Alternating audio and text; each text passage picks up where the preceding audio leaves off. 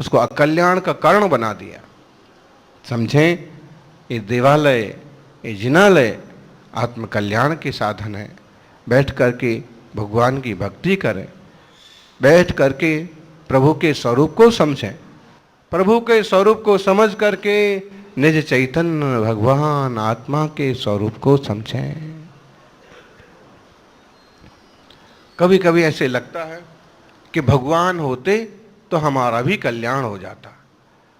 इस युग में अगर तीर्थंकर भगवान होते तो हमारा कल्याण हो जाता, लेकिन जरूरी नहीं है, क्योंकि जब कहीं भगवान थे तब भी तो आप थे, कहीं तो थे।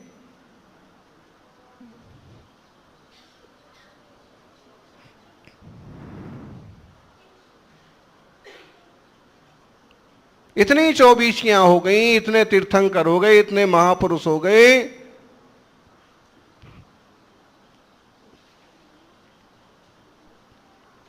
महावीर स्वामी के समय भी कहीं ना कहीं होंगे, नेमिनाथ भगवान के समय भी कहीं ना कहीं होंगे। प्रभु की आराधना करने से, प्रभु का गुणगान करने से परिणाम की शुद्धि होती है, मन निर्मल होता है, पापों से बच जाते हैं। जो जाप करते हैं वो पाप से बचते हैं। सौभाग्यशालियों,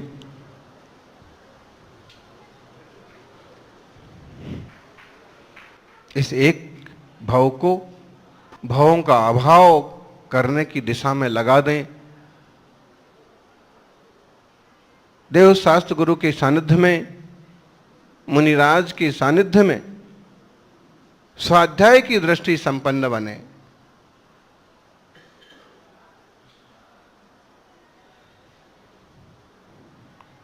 फिजूल की चीजों से ऊपर उठ करके अत्यंत शांत स्वभाव की आराधना करें।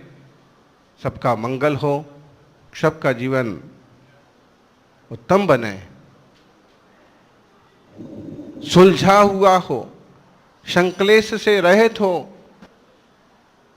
ढेरों संक्लेशों को निमंत्रण देते रहते हैं, कसाय करते रहते हैं। कसाय करने के लिए ये पर्याय है क्या? अरे भौंकने के लिए तो कुत्ता ही काफी है। हम शांत रहना सीखें, बैर विरोध से बचिए।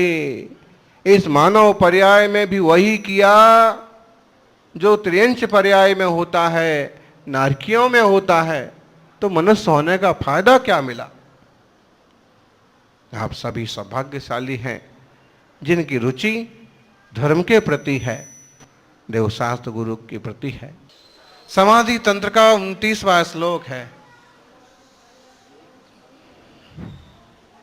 ये बात कही गई है कि लोग जिस चीज पर विश्वास करते हैं, जिन पदार्थों पर, जिस आयुष्य पर, जिस देह पर, जिस चीज, जिन रिश्तों पर जिसका धोखा हो सकता है, उसे अपना मानते हैं।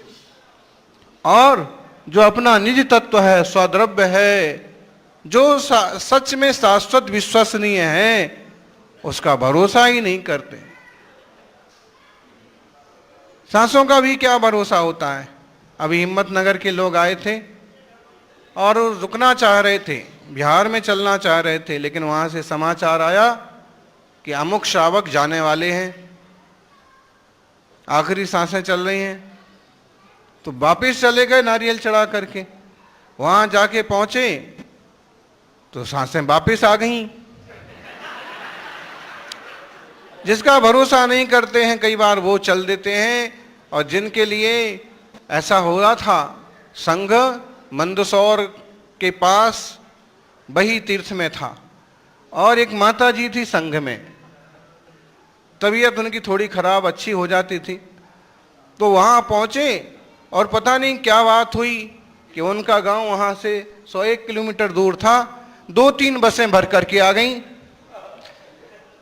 और माता जी तो स्वाध्याय कर रही थी। तो उनसे पूछा, उन लोगों से पूछा कि इतने सारे लोग एक साथ क्यों आए? तो बोले हम तो माता जी की समाधि का समाचार सुन करके आए। फिर साधुओं ने कहा उनसे कि देखो भाई, आप इनका विश्वास मत तोड़ो, इतने लोग आए हैं तो आप इनकी इच्छा पूरी करो। ऐसा होता नहीं। यहाँ के समर्पण सागर जी की बात सुन रहे थे, बड़ा उनका समर्पण था। और गुरु महाराज के शिष्यों की जो लिस्ट है उसमें उनका भी नाम बार बार रहने में आता था। शुद्धात्म सागर जी की तो कहानी बहुत अच्छी है। उनका स्वास्थ्य ऊपर नीचे होता था और फिर उनको प्रॉब्लम हो गया था फेफड़ों का। तो उन्होंने कहा मुझे संलेखना समाधि करना है। तो हमने कहा ठीक है। तो सब साधुओं के बीच में रहते थे। फिर उनको नीचे एक स्वतंत्र कि इसमें आप विराजो, साधु सेवा करने आएंगे बार बार, आज से आपकी संलेखना चालू होती है। और कहा उनने सब कुछ त्याग, मेरा सब त्याग। तो हमने एक ग्रंथ दे दिया समय सार कि ये रखो आप, और जब आपका समाधि का वक्त आए तो ये समय सार जी हमको वापस दे देना। और समाधि तब तक के लिए सब त्याग के बाद भी एक समय सार ग्रंथ आप रख लो। उसकी रुचि भी थी उनको अच्छी। तो ऐसे ही स्वाध्याय चल रहा था। सुबह 9 बजे का जितना वक्त होगा, 8:30 पौने 9 बजे का, और त्याग व्रत तो चल ही रहे थे। अचानक से वो इतने, यही इस टाइप का मंच था और इतने पास में ही रूम था जितनी सीढ़ियां हैं, छोटा, उसमें से निकल के आए। शास्त्र, ये शास्त्र रखो, मैं तो जा रहा हूं। शास्त्र दिया और शास्त्र दे करके उस ऐसे सिर रखा, पाँव में सिर रखा और रखे ही रह गए। तो फिर हमने सिर ऊपर किया तो देखा तो उनकी तो सांसें तेज हो गई, आंखों का रंग बदल गया। तो फिर तुरंत सावें सार इधर रख के, शास्त्र रख के उनको संबोधित किया, नमोकार सुनाया और 2 मिनट में समाधि हो गई। कोई पकड़ के नहीं लाया, खुद उठ के आ गए, ग्रंथ दे दिया वापस। जागते जागते वो लोग जाते हैं जो हर रोज भगवान के अभिषेक के लिए जाग जाते हैं,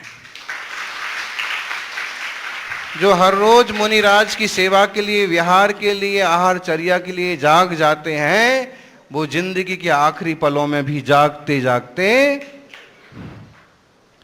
विश्वास किया उन्होंने धर्म पर, आत्मा पर। आत्मा शाश्वत वस्तु छे, ध्रुव विज्ञान स्वरूप छे। तू क्यों पुद्गल अनुभवे, तू पुद्गल का क्यों अनुभव करता है? द्रव्य दृष्टि करो ज्ञानी, द्रव्य दृष्टि ते सम्यक दृष्टि, पर्याय दृष्टि ते मिथ्या दृष्टि। द्रव्य दृष्टि એટલે શું?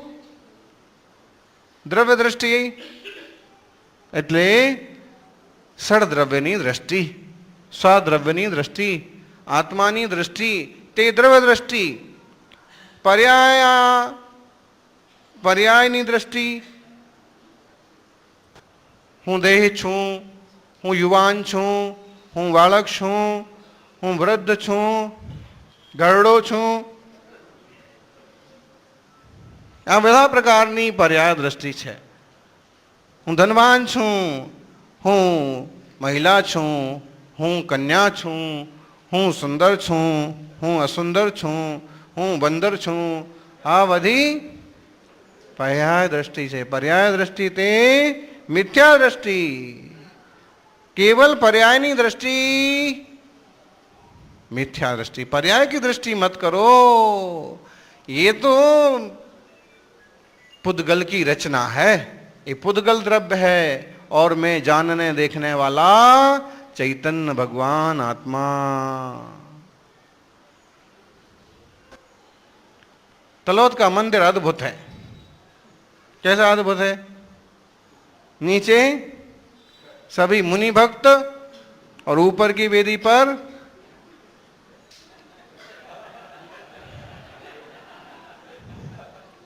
मुमुक्षु बंधु।